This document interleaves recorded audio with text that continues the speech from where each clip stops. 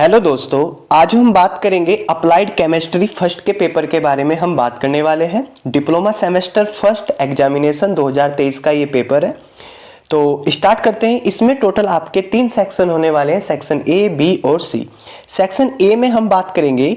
Section A में आपको 10 question attempt करने हैं।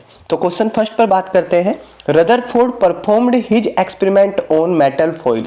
रदरफोर्ड ने अपना प्रयोग धातु की पन्नी पर किया था। किस धातु की पन्नी पर किया था? तो आपको याद रखना है, गोल्ड पर किया था। ठीक है, गोल्ड मेटल पर अपना एक्सपेरिमेंट किया था, सोने की पतली पन्नी पर अपना एक्सपेरिमेंट किया था। और एक और बात याद रखनी है कि रदरफोर्ड का जो प्रयोग था वो अल्फा रे स्कैटरिंग था। ठीक है, ये भी पूछा जा सकता है। रदरफोर्ड का जो प्रयोग था वो अल्फा कण प्रकीर्णन प्रयोग पर आधारित था। ओके, सेकंड क्वेश्चन पर आते हैं। सेकंड क्वेश्चन में बोला गया है कि the number of protons in any atom is always equal to the number of electron in it. True या फॉल्स? किसी परमाणु में, कोई आपके पास एटम है, उसमें प्रोटॉनों की संख्या सदैव इलेक्ट्रॉनों की संख्या के समान होती है।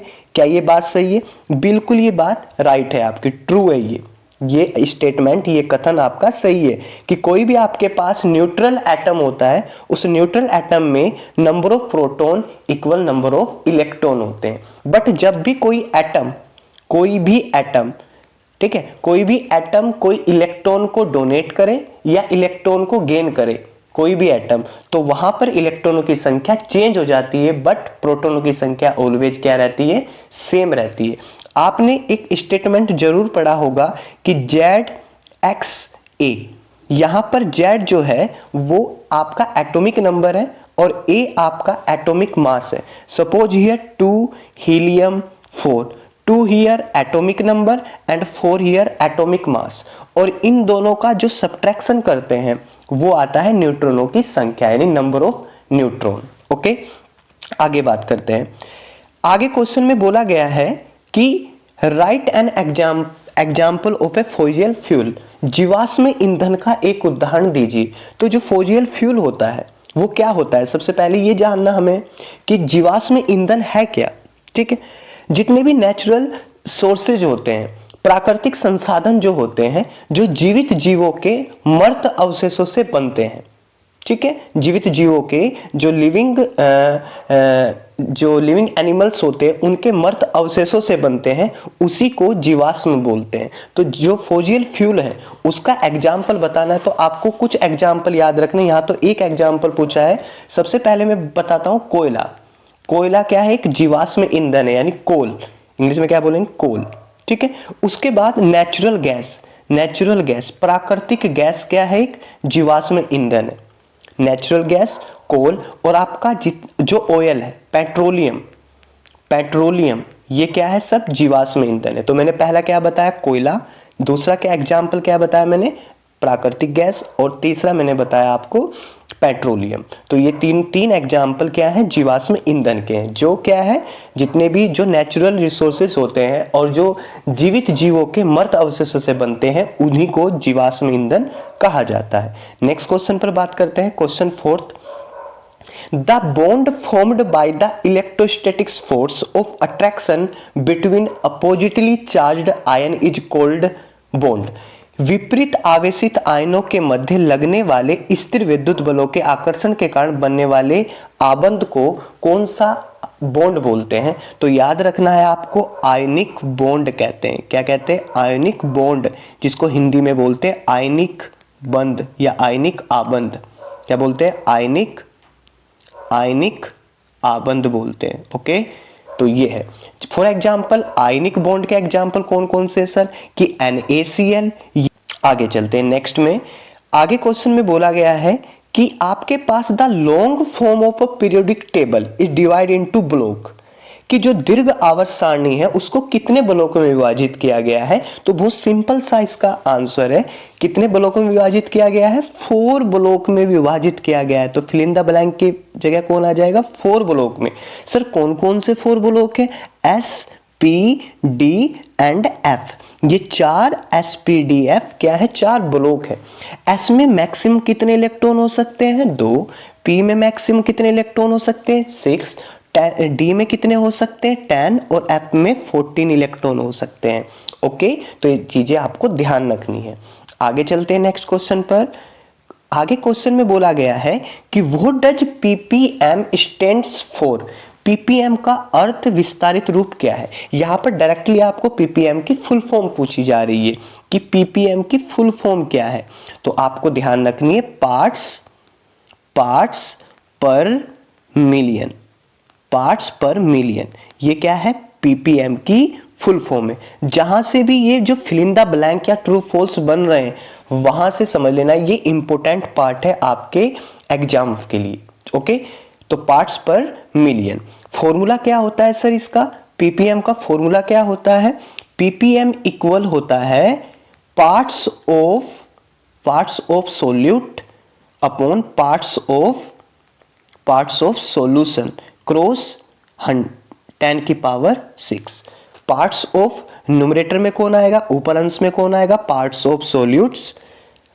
डिनोमिनेटर में कौन आएगा यानी हर में कौन आएगा, पार्ट्स ऑफ सॉल्यूशन। और क्रॉस में 10 की पावर 6 मल्टीपल में होगा। तो ये है आपका। आगे बात करते हैं क्वेश्चन 7 पर। The molality of A solution is temperature depend. क्या ये बात सही है, देखते हैं क्या ये बात सही है। यहां पर बोला गया है कि जो मोलैलिटी होती है किसी भी सॉल्यूशन की, क्या वो टेम्परेचर पर डिपेंड होती है, किसी विलयन की मोललता तापमान पर निर्भर करती है। क्या ये बात सही है, मोललता जो होती है वो तापमान पर डिपेंड नहीं करती है। तो ये आपका असत्य कथन है।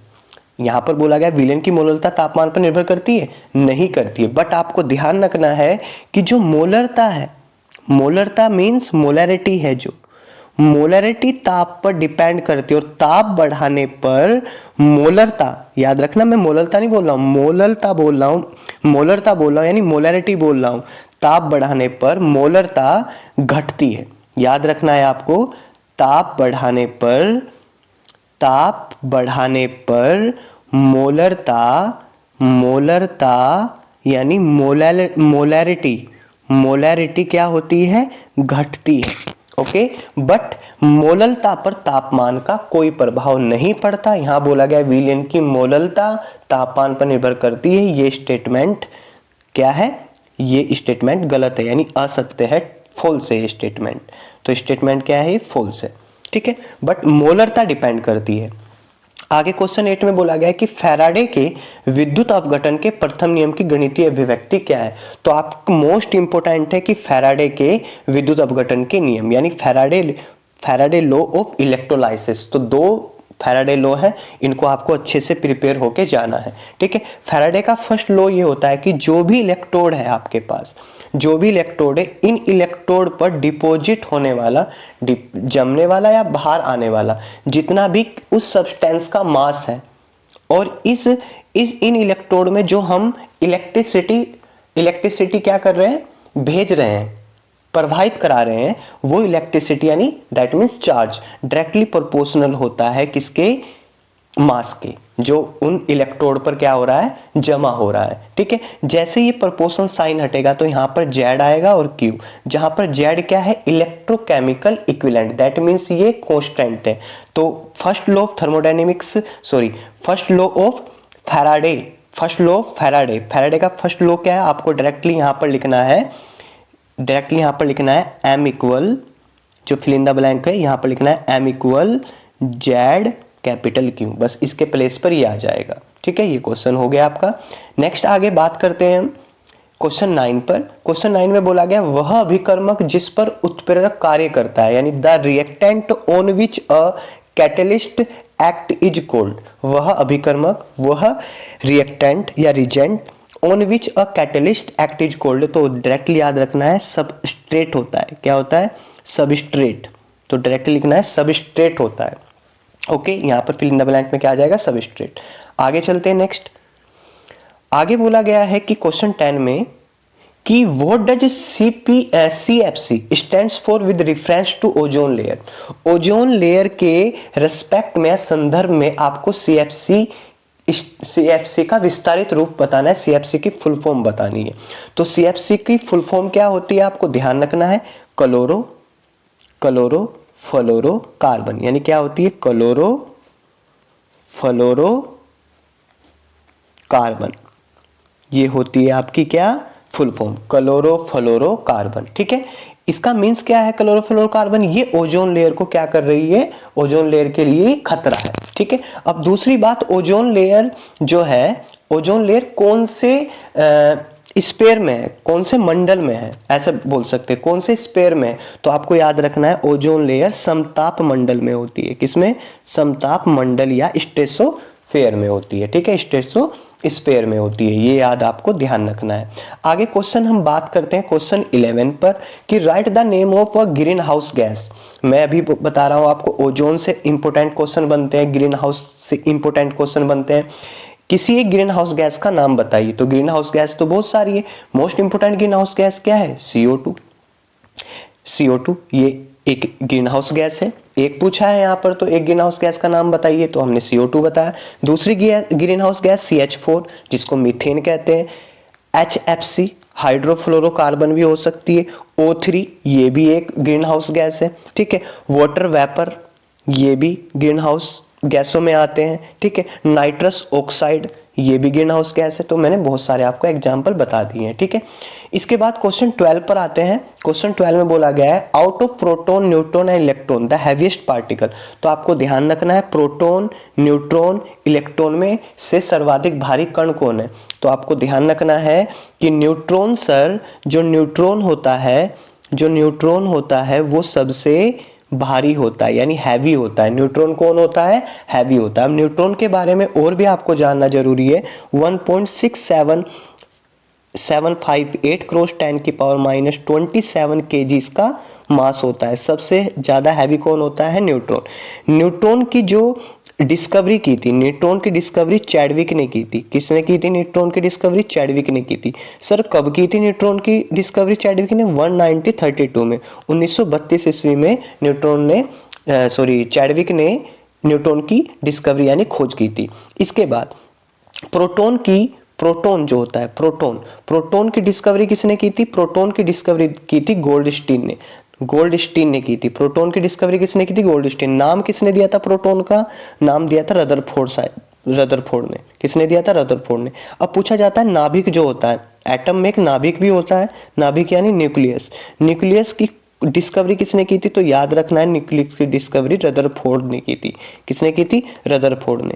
इसके बाद इलेक्ट्रॉन की डिस्कवरी किसने की थी, इलेक्ट्रॉन की डिस्कवरी तो जे टॉमसन ने की थी। किसने की थी, जे टॉमसन या टॉमसन ने की थी। ठीक है, तो ये बातें आपको याद रखनी है। आगे हाइजेनबर्ग का अनिश्चितता का सिद्धांत क्या है, हाइजेनबर्ग अनसर्टेनिटी प्रिंसिपल। यहाँ से पाउली का अपवर्जन नियम आता है, ठीक है, अबोव का नियम आता है। मोस्ट इंपोर्टेंट है, ये टॉपिक आपको बिल्कुल पढ़ के जाने। कठोर व मृदु जल में अंतर क्या है, यानी सॉफ्ट और हार्ड वाटर में क्या है। हाइड्रोजन आबंधन क्या है, यानी हाइड्रोजन बॉन्डिंग, मोस्ट इंपोर्टेंट। इसके डिफरेंट टाइप के एग्जाम्पल। आवर्त सारणी में कितने वर्ग और आवर्त है, परमाणु संख्या 12 वाले तत्व का आवर्त सारणी में स्थान क्या है, मोस्ट इंपोर्टेंट है।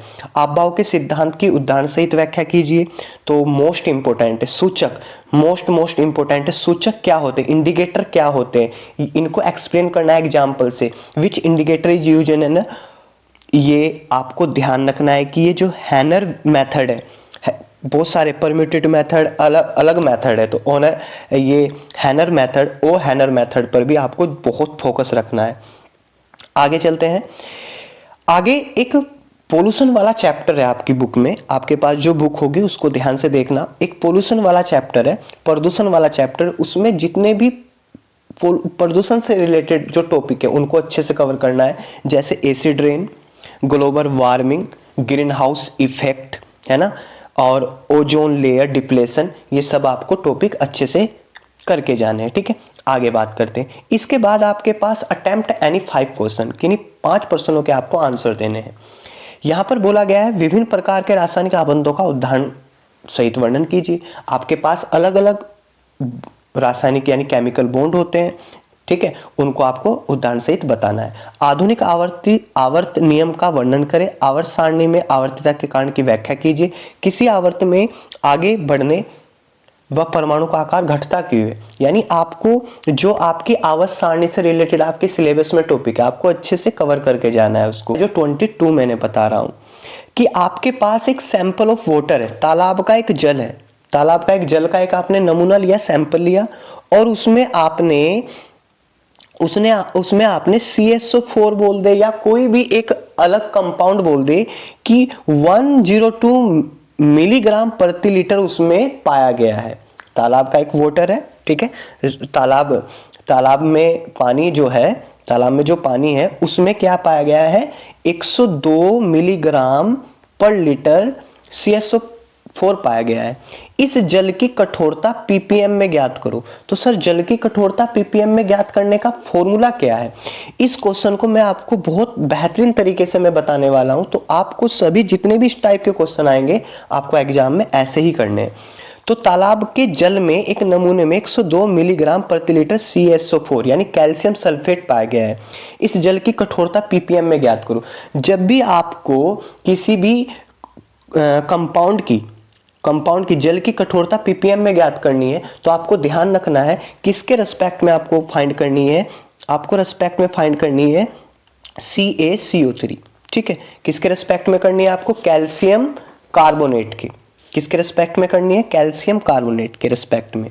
कैल्शियम कार्बोनेट के रेस्पेक्ट में हमेशा जल की कठोरता ppm में ज्ञात करनी है, ठीक है, यानी मिलीग्राम पर लीटर में ज्ञात करनी है। तो इस क्वेश्चन को हम सोल्व करेंगे कैसे, देखो पर आते हैं हम। इस पर आपको ध्यान रखना है, आपको फाइंड क्या करना है, आपको फाइंड करना है हार्डनेस। आप मेरे साथ साथ लिखना, हार्डनेस ऑफ CSO4।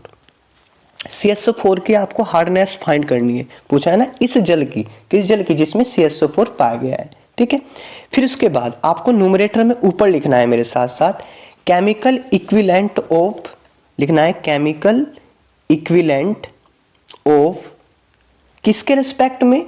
हमेशा CaCO3 यानी calcium carbonate upon chemical equivalent of किसके लिए है? CaSO4 के लिए, क्रॉस जितना भी उस वाटर में CSO4 मिलीग्राम में गिवन है, मिलीग्राम पर लीटर में गिवन है, वो लिख लेना है।